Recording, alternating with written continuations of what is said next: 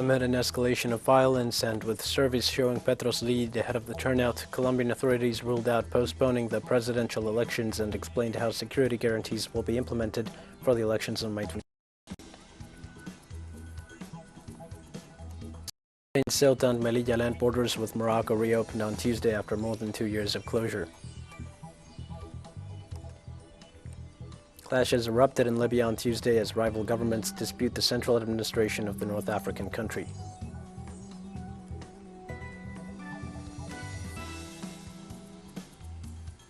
Hi, this is From the South. I am your news anchor, Dio Martin, from the Telesur studios in Havana. We begin with the news. Colombian authorities ruled out postponing the presidential elections and explained how security guarantees will be implemented for the elections on May 29th. At a meeting of the National Commission of Guarantees on Monday, Interior Minister Daniel Palacios rejected allegations that the government is seeking to disrupt the process by postponing the presidential elections.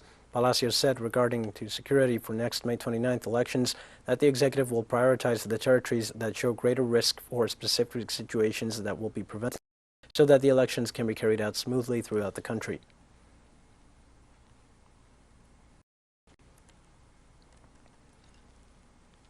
And Venezuelan President Nicolás Maduro asked the National Assembly to initiate an investigation on the statements made by the former United States Secretary of Defense about the plans conceived during the Donald Trump administration, together with Juan Guaidó, to invade Venezuela.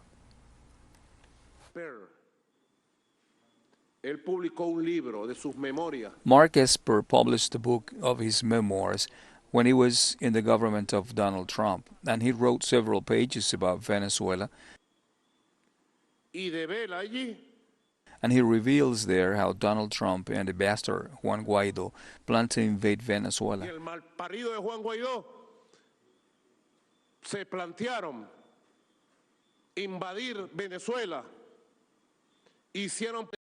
They made plans to kill me and the political high-ranking of Venezuela. There are the evidences, and he declares it in great detail. Mr. President of the Assembly, I hope that the National Assembly will open an investigation into these serious revelations of Donald Trump's former Secretary of Defense. They spoke of an invasion of Venezuela. They spoke of using mercenaries from Colombia to Venezuela. They spoke of assassinating Nicolás Maduro and others. And Venezuelan President Nicolás Maduro also denounced plans by the government of Colombia to destabilize the country during the meeting with the Council of Vice Presidents. In the fight against criminal gangs to neutralize plans originating in Colombia, to buy criminals in Venezuela to throw bombs, or to try to assassinate police and military, be aware, police forces. Minister Ceballos, be aware. Be aware, Padrino Domingos Hernandez Lares. Be aware, military forces, because Ivan Duque has conceived a plan and has invested several $1 million to hire criminals to throw grenades and attack military police centers with bullets, just like drug dealer Pablo Escobar Gaviria used to do against the police there in Medellin. The same is the plan to try to destabilize Venezuela, alerted then. The Venezuelan president also announced at a press conference the appointment of the Venezuelan ambassador to Russia, Carlos Faria, as the new head of the Venezuelan diplomacy. I have appointed as Minister of the People's Power of Foreign Affairs, Chancellor of the Republic, Comrade Ambassador Carlos Faria. Carlos Faria returns and resumes the reins of the Foreign Ministry. Carlos Faria has been ambassador for 5 years in the Russian Federation. He knows very well the whole geopolitical environment of the struggle for a multipolar, multi-centric world. The Chilean government, under the recently elected President Gabriel Boric, decided to resume the militarization of the so-called Southern Macrozone, which is the region of greatest conflict between the state and the Mapuche communities. The announcement was made on Monday night by the Minister of the Interior, Isquia Siches, at a press conference. The official justified the measure on the basis of an alleged increase in acts of violence on the routes crossing the provinces of Biobío and La Araucanía. On March 26th, the government had put an end to the state of emergency that had been in force in this territory since last October at the request of former head of state Sebastián Piñera.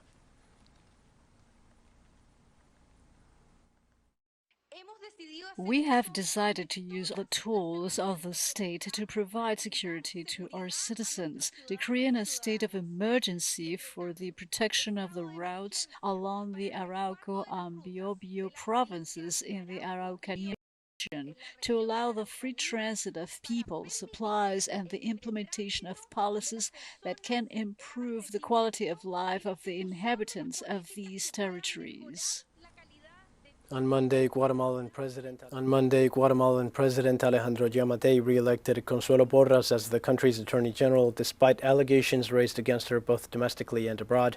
Yamatei said Porras complies with all constitutional requirements and that she had been unanimously approved by the commission that evaluated the candidates. Porras has been at the helm of the prosecutor's office since 2018, when she was appointed by former President Jimmy Morales, but since last September she made the U.S. government's list of corrupt officials. Porras has been criticized for her decision last year to remove Juan Francisco Sandoval as head of the Special Prosecutor's Office against impunity. Sandoval is currently in exile in the United States due to threats made against his life in Guatemala.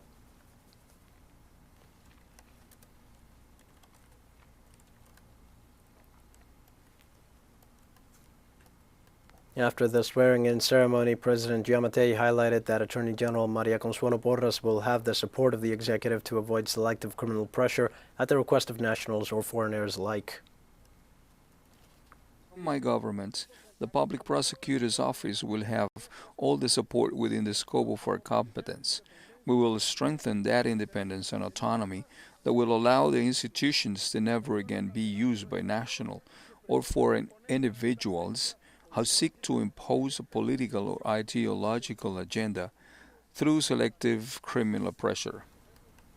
Cuba's foreign ministry issued a statement on the recent Biden administration announcement of easing certain sanctions, saying this is only a small step in the right direction.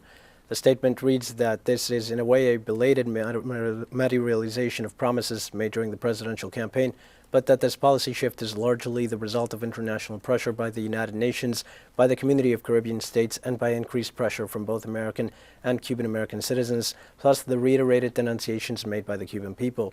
The statement warns, however, that in making this announcement, the U.S. State Department has used openly hostile language, using traditional slanders and new fallacies that have become fashionable in the last few months, showing that neither U.S. policy goals on Cuba nor its instruments have changed, and that understanding the true dimension of this announcement will require waiting until the implementation of regulations are published.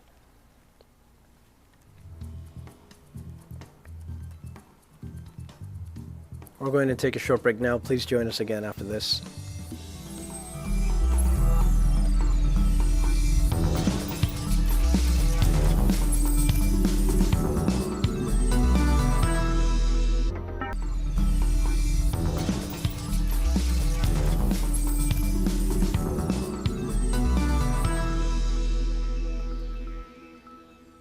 Hi, and welcome back to From the South. Morocco and Spain reopened the borders with Ceuta and Melilla 2 years after they were closed due to the COVID-19 restrictions and a major diplomatic dispute.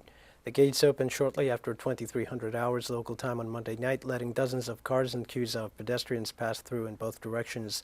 The borders became the focus of a big dispute last year when Madrid allowed the president of the Sahrawi Arab Democratic Republic, Brahim Ghali, to be treated for COVID-19 in a Spanish hospital. This situation led to a diplomatic crisis with Morocco, which resulted in the change of Spain's neutrality regarding the conflict of the North African country with neighboring Western Sahara. Citizens on both sides have welcomed the reopening of the border. 2.5 years have passed without seeing our families. We contact them only by telephone, but it's not the same as being with them. We have lost loved ones without being able to see them, and then in Morocco, suffer a lot like us. We are very happy to be able to come and see our families and our friends, as well as to feel the air of this country.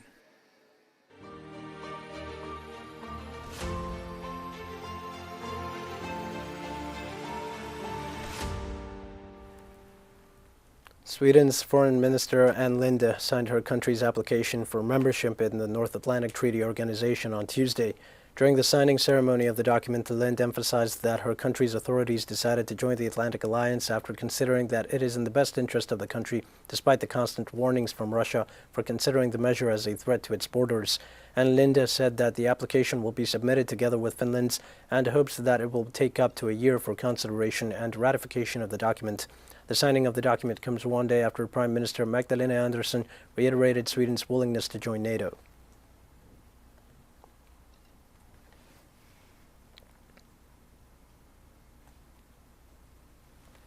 On Tuesday morning, the Finnish parliament approved the Baltic countries' application for membership in the North Atlantic Treaty Organization by 188 out of a possible 200 votes at the session. After a marathon debate lasting a day and a half, Parliament voted in favor of NATO membership, a dramatic turnaround from Finland's military non-alignment policy dating back more than 75 years.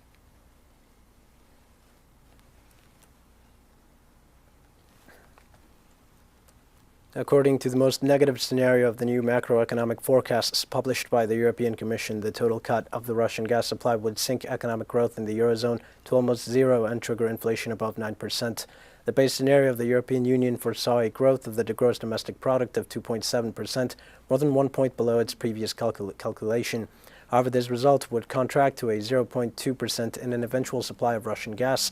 Likewise, the increase in prices, which the community authorities estimate in its new projections by 6.1%, would rise by 3 points and exceed 9% if the projections reflected in the spring macroeconomic forecasts materializes.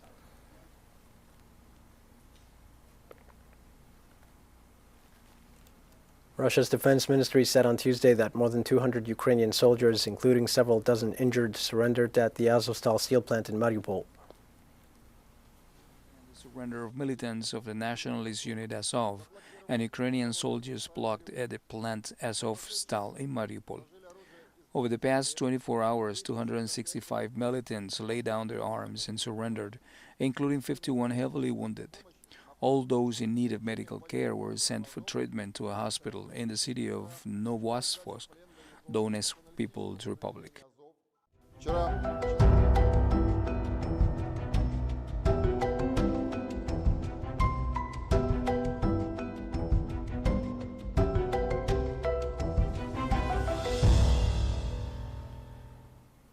North India is reeling under a series of intense heat waves with the temperatures as high as 49 degrees Celsius reported in the capital, New Delhi. After a record hot March and April, the north is experiencing the hottest May temperatures since 1966. According to the Indian Meteorological Department, shortfall in rain is said to be one of the biggest reasons for the extremely high temperatures. Daily wage laborers and others who work outdoors are the most affected by the heat. Among other parts of the capital, maximum temperatures reached unbearable highs of 48.4 degrees Celsius at Sports Complex, 47.5 degrees Celsius at Jafarpur, 47.3 degrees Celsius at Pitampura, and 47.2 degrees Celsius at Ridge. We were unable to work much due to this heat. This bridge provides some respite and we are able to rest under it, so I come here. The heat is too much. We're helpless. We have to tolerate it because we have to feed ourselves. We have to do this work to eat. Thousands of people suffered health issues due to a sandstorm in Iraq. Meanwhile, the phenomenon has moved to the territories of Saudi Arabia and Bahrain. On Tuesday, the Saudi National Meteorological Center warned of dust storms in several areas of the kingdom. Neighboring Bahrain issued a similar warning. Tuesday morning, motorists were driving with poor visibility on the streets of Riyadh as a heavy dust storm descended on the capital of Saudi Arabia. Nearly 4,000 people suffered respiratory issues, and weather conditions prompted the cancellation of flights at the airports of Baghdad, Najaf, and Sulaymaniyah in southern and northern Iraq due to the storm that hit several Iraqi provinces.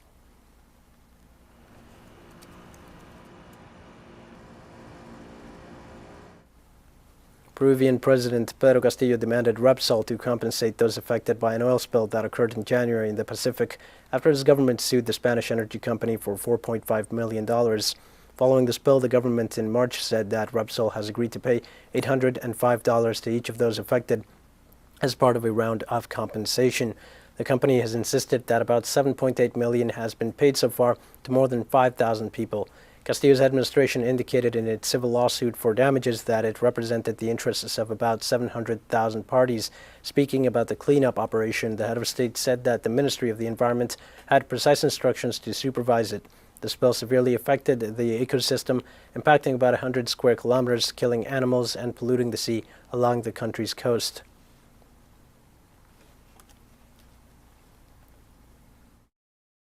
About the oil spill at sea in Ventanilla, the Ministry of the Environment has precise instructions to supervise the cleaning of the ecosystem and that the company Repsol compensates, as it should, all the affected families. There are multiple actions we're carrying out to preserve the ecosystem and preserve against pollution in our country, and there won't be a step back in this task.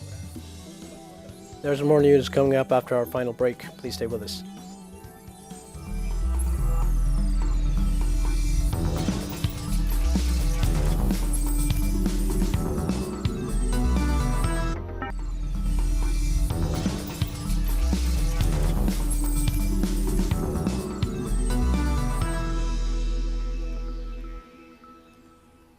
Hi and welcome back. Clashes erupted in Libya on Tuesday as rival governments dispute the country's central administration. Fighting between armed groups erupted after Fathi Bashaga arrived in Tripoli to take control from Abdul Hamid Dbeibeh. However, Bashaga, appointed as prime minister by the Libyan parliament, left the capital hours later as Abdul Hamid Dbeibeh refuses to hand over power before the elections.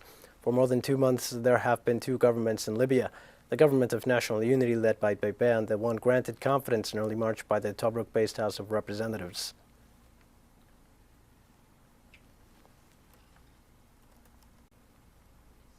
Mali's military junta confirmed it hindered an attempted coup last week led by army officers and supported by an unnamed Western state. The statement read out on state television said a small group of anti-progressive Malian officers and non-commissioned officers attempted a coup on May 11th. In an unhealthy attempt to break the momentum of Mali's refoundation, a small group of anti-progressive Malian officers and non-commissioned officers attempted a coup on the night of 11 and 12 of May of the year 2022. In his statement, the spokesperson for the Malian transitional government, Abdoulaye Maïga, stated the attempted coup had the support of a Western nation, which he avoided mentioning. The country's military-dominated government has broken with traditional partner France and forged closer ties with Russia in its battle against the jihadists.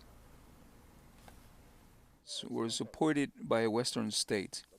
The attempt was foiled thanks to the vigilance and professionalism of Mali's defense and security forces. As part of the investigation and the search for the accomplices involved in this disastrous project, the government of the Republic of Mali informs that all the necessary means as well as appropriate measures have been developed, in particular the reinforcements of control at the exits of the city of Bamako and at Mali's border posts. The first commercial flight in nearly 6 years landed at Queen Alia Airport in the Jordanian capital Amman after it took off from Yemen's capital of Sana'a, a major step forward in a peace process that has provided rare relief from conflict. The Yemen Airways flight with 151 passengers on board is part of the United Nations brokered 60-day truce agreement that the internationally recognized government and the Houthi rebels struck last month. The truce, which went into effect on April 2nd, is the first nationwide ceasefire in Yemen in 6 years. The truce accord called for 2 commercial flights a week to and from Sana'a to Jordan and Egypt. The Houthi-held Sana'a is blockaded by the Saudi-led coalition, which backs the internationally recognized government. The closure of the airport has inflicted major economic and humanitarian damage. Thousands of people have lost their jobs as businesses providing services closed down or suffered heavy losses. Today, we operated the first flight carrying more than 137 passengers to Jordan's Amman airport. The plane will come back to Sana'a airport carrying about 60 passengers. Thank God, the plane was received in accordance with the international safety standards, and Sana'a airport is ready to receive any flights. Today, in the midst of a serious crisis in Sri Lanka, the new Prime Minister Ranil Wickremesinghe said in an address to the nation that the country had gasoline only for one more day. The president said that the fuel shortage would be partially solved thanks to a shipment that arrived on Sunday, and said that on May 18th and June 1st, 2 more shipments of diesel will arrive in the country thanks to a credit line provided by India. In addition, 2 shipments of gasoline are expected on May 18th and 29th. For several months, Sri Lankans have had to stand in long queues to buy gasoline, cooking gas, food, and medicines, most of which are imported. This is because the country is on the verge of a bankruptcy and has suspended payments on its foreign loans.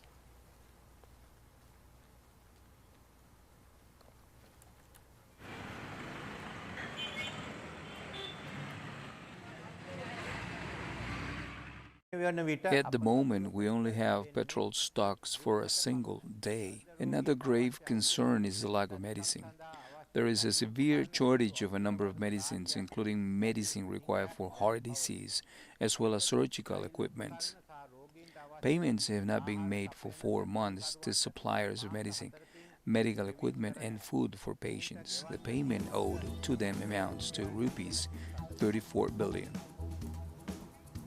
We've come to the end of this news brief. Remember, you can find these and many other stories on our website at Tell Us Our English. You can also join us on social media for all the latest news. We're on Facebook, Twitter, Instagram, and Telegram. For Tell Us Our English, I am Dio Martin. Thank you for watching.